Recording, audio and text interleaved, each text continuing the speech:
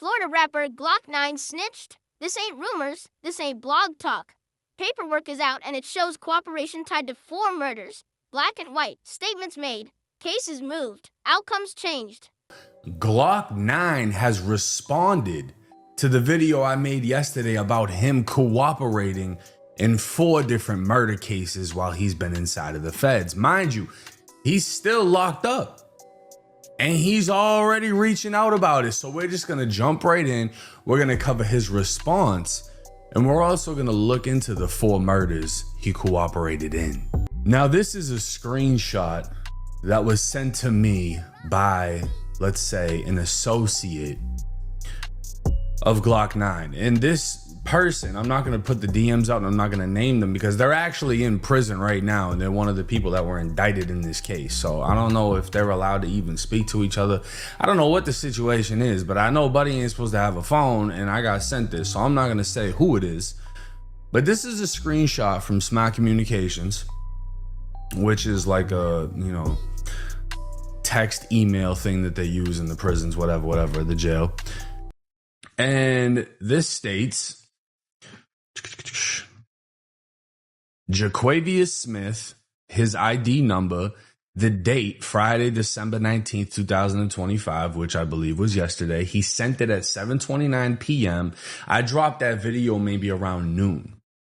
So he had time to hear about it, respond, etc., whatever, how it went. Now he would say, yes, sir, or I send it to you and have you post it on the fan page because people are tripping. Laugh my ass off. But matter of fact, screenshot this to him. So I'm assuming he's saying send this to me.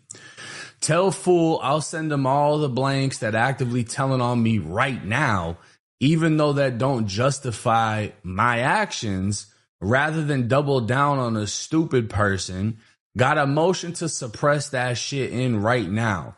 That little bitch ass statement finna get thrown out, but it's 2 dudes who in the case actively testifying on people right now to this day and sparing them. But yeah, gang, if you going to post that, please go on Clerk of Courts and try to get the whole paperwork. Not just post 5 pages and blank fuck with your gang, but at least post everything. Glock. First off, the entire motion is 99 pages, but nobody's really interested in all the other shit. They just want to hear that you actually sat down with the feds and you cooperated. This whole situation with rapper Glock 9 didn't just disappoint a few people. It shook the rap community and a lot of fans who genuinely believed he was as gangster as it gets. When you build your image off street credibility, toughness, and standing firm, people aren't just listening to the music, they're watching how you move when pressure shows up. So Hot Boy said that he tried to tell y'all Glock 9 was snitching in his first day out song that he been made. How y'all feel about that Glock 9 paperwork coming out saying he told him 4 murders? And that's where things get tricky. Because in this culture, one of the biggest rules, whether people agree with it or not, is don't snitch. Especially if you're the one claiming leadership. Especially if you're the face. Especially if you're the one benefiting the most.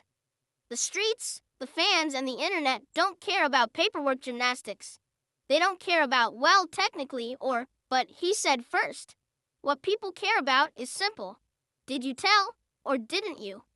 Now here's where Glock 9 really lost people. Instead of standing square on his own actions, it looked like he tried to throw other people under the bus, pointing fingers, highlighting other alleged snitches, and basically saying, look over there, they did it too. But that don't work when you're the head of the organization. Just because somebody else snitched on you does not give you a hall pass to snitch on everybody else. That's not how the code works, that's not how leadership works, and that's not how gangsterism is judged. It actually reminds a lot of people of Nino Brown in New Jack City, when things started falling apart, and instead of taking full accountability, he tried to control the narrative, manipulate perception, and redirect the heat. But here's the thing, the crowd never cared about the nameless people in the background. The internet doesn't care about no names. The fans don't care about minor characters. The world only cares about you, your name, your paperwork, your decisions. People aren't searching Google to find out if some random co-defendant told. They're typing Glock 9. That's the reality of fame mixed with street politics. The higher you are, the heavier the fall. Now, to be fair, and this is important, there is one part of this situation that deserves acknowledgement. At some point, Glock 9 stopped trying to deny reality. He didn't keep lying. He didn't double down on fake narratives. He didn't pretend the paperwork didn't exist. He owned it. And that part, that's actually commendable. Because a lot of people would have lied until the wheels fell off. A lot of people would have blamed everybody else, edited timelines, and played victim forever. Taking ownership, even when it hurts, is a step most people never take. But here's the hard truth. Owning it doesn't erase it. Accountability is respected, but consequences still exist. You can't spend years telling fans you're solid, untouchable, and built different, then expect understanding when your actions don't line up with the image. That disconnect is what hurts the most people. Not just fans, but the culture itself. Gangsterism, real or perceived, isn't about music videos or captions. It's about what you do when your back is against the wall. That's when the truth shows up. That's when people see whether you stand firm or fold under pressure. And if you're the head, the boss, the leader, you're held to a higher standard. You don't get to shift blame downward. You don't get to sacrifice everybody else to save face. That's not boss behavior. That's survival mode. At the end of the day, this situation is bigger than Glock 9. It's a reminder to every rapper, every street figure, and every upcoming artist watching. Don't sell an image you can't stand on. Because once the lights are on and the paperwork drops, the internet doesn't forget, and the fans don't rewrite history for you. Stand on what you do, take responsibility, and understand that respect in this culture is earned, but it can also be lost just as fast. This ain't about hate. This ain't about judgment. This is about reality. And reality don't care about excuses. If you were entertained by this content, make sure you like, comment, and hit that sass.